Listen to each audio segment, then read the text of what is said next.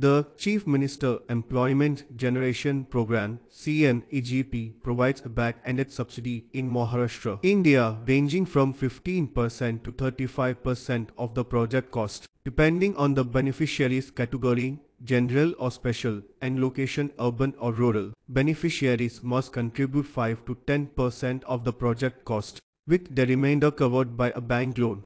The scheme is for establishing micro and small enterprises, with project cost limited to lakh for manufacturing and lakh for services or agri-based ventures. And applications are submitted online through the measure-cmegp.gov.in website. Key aspects of CMEGP subsidy. Subsidy levels. General category 15% in urban areas, 25% in rural areas. Special categories street, women, ex-servicemen, disabled, etc. 25% in urban areas, 35% in rural areas. Project cost limits. Manufacturing units up to lakh. Service/agri-based units up to lakh.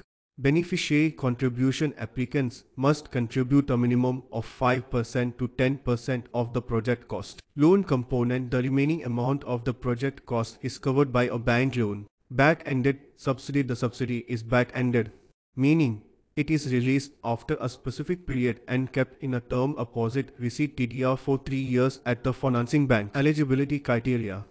The applicant must be a domicile of Maharashtra.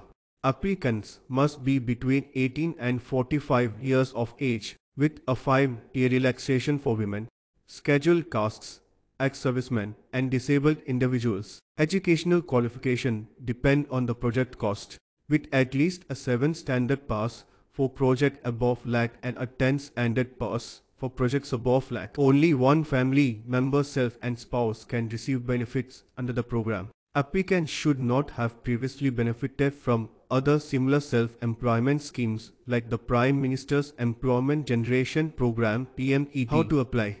Submit the application and project online via the measure-cmegp.gov.in website.